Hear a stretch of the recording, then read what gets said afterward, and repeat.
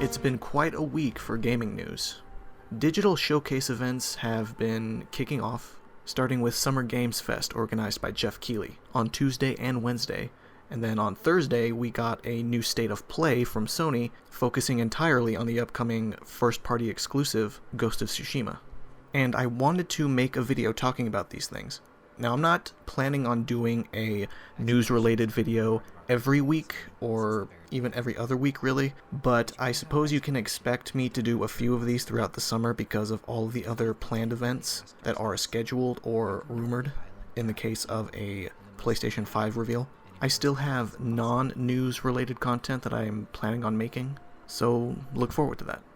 The first thing I want to talk about is the Ghost of Tsushima State of Play that aired on Thursday. And I want to preface this by saying I do enjoy Sucker Punch's games, particularly Infamous. I never played much of Sly Cooper on the PlayStation 2. I was actually more of a Ratchet & Clank kid back then. But I enjoy their Infamous games a lot. Second Son was actually the first ever Platinum trophy that I acquired. So I've been fairly optimistic about Ghost of Tsushima ever since it was first revealed.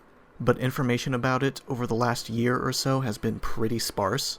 In fact, starting before the State of Play was announced, I've seen people around the internet starting to complain about a lack of information being given about the game, particularly gameplay footage. So this State of Play came out at a very good time. And I gotta say, it increased my interest in the game drastically.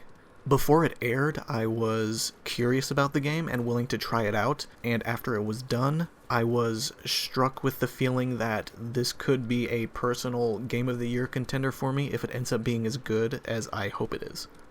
The game has such an incredible sense of style, it's beautiful, the colors pop in an almost otherworldly way. The amount of painstaking detail in the world and the environments and the flora, it looks like it rivals that of, Red Dead Redemption 2.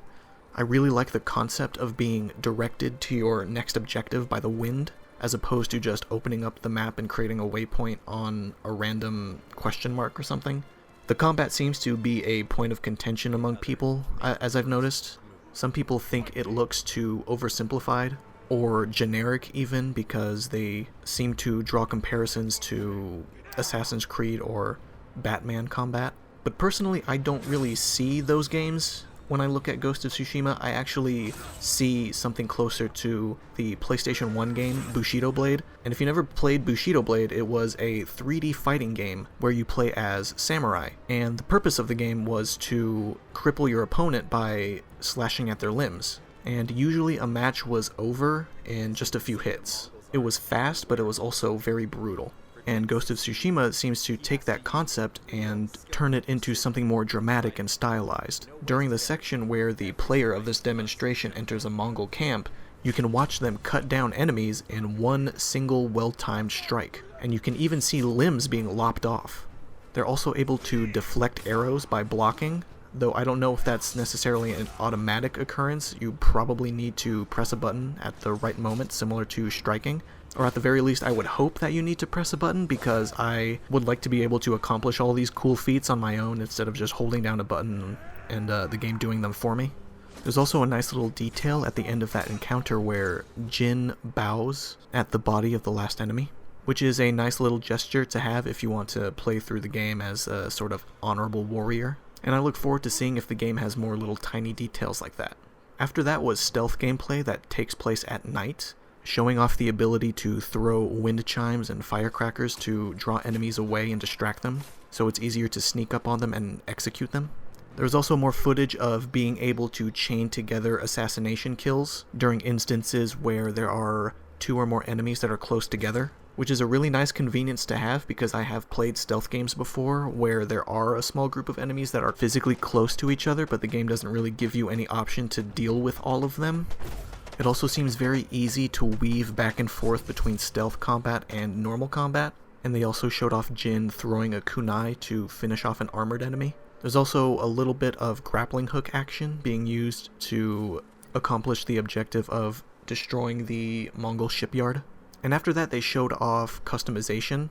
specifically all of the armors that you're able to have Jin wear, and they all have different effects on Jin's abilities and stats. So if you want to focus on being a ghost and doing a lot of stealth action, you'll probably want to wear lighter armor. And if you want to be a samurai that runs headfirst into the next fight, you'll probably want to be heavy and tanky. There's also the really nice added bonus of being able to dye your armor. So this game has legit fashion, and it's really nice to have, especially when a lot of other games that offer so many different armor styles don't offer the option to change their colors. Even RPGs that have an extremely wide selection of clothes and equipment. Looking at you, Dark Souls. They also showed off an extremely comprehensive photo mode that offers a ton of options to capture the scene that you want to capture. You can change Jin's facial expressions, you can add particles, you can change color grading and all that stuff. And then what is probably the biggest flex of style is the black and white filter. Sucker Punch definitely knew that this game was going to draw a lot of comparisons to Kurosawa movies, and they leaned right into that.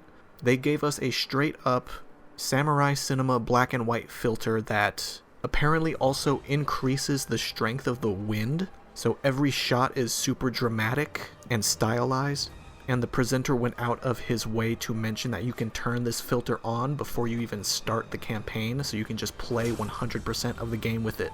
And this is all completely unnecessary, but it is really cool that they went out of their way to add it. They knew it would be awesome to have. So I am extremely interested in Ghost of Tsushima now. It is definitely gonna be the game of July, for sure. At least for me. And possibly even a Game of the Year contender if it ends up being as great as I hope it is. Next up, I want to talk about Tony Hawk's Pro Skater 1 and 2 Remaster. But it's pretty obviously remade from the ground up, so remake is probably a more accurate description, but whatever. The point is, Tony Hawk games are back, and it looks really, really good. And the good news is that this game has nothing to do with the developer Robomoto. They're gone, they're out of the picture. This time the project is in the hands of Vicarious Visions, who are actually extremely experienced with the Tony Hawk franchise. You might know them from the recent remakes of the Crash Bandicoot games and Crash Team Racing, but they actually did all of the handheld ports of all of the old Tony Hawk games, specifically to Game Boy Color and Game Boy Advance. And they were actually pretty good. So I'm fairly optimistic that they'll deliver on a very good, fully fledged 3D Tony Hawk experience. Tony himself also seems extremely invested, and he seems to take it really, really seriously, especially after the mediocrity that was Tony Hawk's Pro Skater HD and the straight up trash that was 5. I'm sure he doesn't want to end the series on such a low note, so he went really far out of the way to bring back all of the music that was in the original game, as well as bring back all of the original skaters, the original locations, and they also confirmed that Create a Skater and Create a Park were also coming back, which is awesome. I love those modes. Split screen multiplayer is also confirmed, which is great because a lot of PlayStation 4 and Xbox games lack split screen, and this is definitely going to be one of the better games to bring that feature back. The warehouse level is obviously back. They also show off some gameplay mechanics that actually weren't featured in the first 2 Tony Hawk games, like Revert, which first showed up in 3, I believe. There doesn't seem to be any sign of being able to get off your board like in Underground, but that's not really a huge deal for the first 2 games. Speaking of Underground, I would like to see a remake of that as well if this game is particularly successful. I would absolutely love a chance to punch Eric Sparrow in his bitch face in 4K. That would be amazing. Cathartic. With the combination of this game, Skater XL, and Session for the Xbox coming out, it's nice to see a resurgence of skate video games, and hopefully this all culminates into the return of the Skate franchise from EA with Skate 4. I know it's probably dead and gone, but you know, the dream still lives. So yeah, me and all of my friends are looking forward to Tony Hawk's Pro Skater 1 and 2. It's out in September, which is going to look pretty busy now with this and Cyberpunk 2077, but it looks like a great way to lead into the beginning of the next generation. And speaking of the next generation, the last thing I want to talk about is the worldwide reveal of Unreal Engine 5. And what can you say other than it looks absolutely astounding? The textures, the sound, the lighting, everything on display was just eye-popping. I was actually extremely shocked to find out that apparently it was running in 1440p instead of a full 4K. I even downloaded the video to play it directly on my TV, and I still wasn't fully convinced that it was actually 1440p because it just looked so sharp and high quality. Now that being said, that doesn't mean every single game that's going to be on Unreal Engine 5 is going to be just 1440p. This tech demo had extremely high quality 8K textures that are used in films. Almost no game is going to have those. So it's completely possible for an Unreal Engine 5 game to still look amazing while still hitting 60 frames per second regardless of whether they want to render the game at full 4K or not. But ultimately, of course, that's up to the developers. If there are details that I would like developers to take note of from this Unreal Engine 5 demo, it's two things. First, we don't need ray tracing tanking frame rates to accomplish good lighting. It is still the ultimate goal, but something like Lumen can keep us satiated for another generation until we're able to do really good ray tracing without taking a massive performance hit. And we might not even need to wait a full generation. We might get another mid-gen refresh for this coming generation just like we did for this generation. We could get a PlayStation 5 Pro or an Xbox Series XL that can do ray tracing a lot better without any significant performance sacrifice. A lot more optimization needs to happen before ray tracing is truly viable on consoles and mid-range GPUs. And second, we don't need full native 4K for eye-popping visuals. This demo has proven beyond a shadow of a doubt that 1440p with good upscaling is borderline completely indistinguishable to a lot of people. I know 4K is the shiny new big number resolution that a lot of devs will try to hit, but frankly I'm completely okay with just 1440p with some decent upscaling. It's fine. It can still look absolutely fantastic. If there's ever a point in time where a developer notices that the difference between 1440p and full native 4K for their game is a difference of 15 plus frames per second off the performance, then I'd rather they just go for 1440p. And I know people like me who feel this way are probably in the minority. The lion's share of people who play these extremely gorgeous AAA action-adventure games tend to be on the more casual side, and because of that, they likely genuinely feel complete apathy towards the idea of these games running at 60 frames per second. I just want more developers to be more willing to make a few small sacrifices in order to guarantee that their game performs as best as it can. Now on the development side of things, I've read a lot of positive effects that Unreal Engine 5 could have. Now I'm not a developer, obviously, I'm just a guy making stuff on YouTube, but from what I can tell, it seems that some of the stuff that this demo has shown off can drastically reduce development time and greatly improve the efficiency of the development pipeline. The two presenters made mention of being able to just basically drag and drop assets straight into the scene without any extra work, and developers won't have to waste time modeling LODs, which are levels of detail. And if you don't know what they are, they're basically something that you've almost certainly already seen in pretty much any AAA title of the last decade or so. Basically, it's when you view an asset or a model from a distance and it looks pretty shitty. It looks low poly and has really muddy textures, but then you start to approach it and get closer, and then it gradually becomes more and more high quality, and then when you're standing right next to it, it looks fine.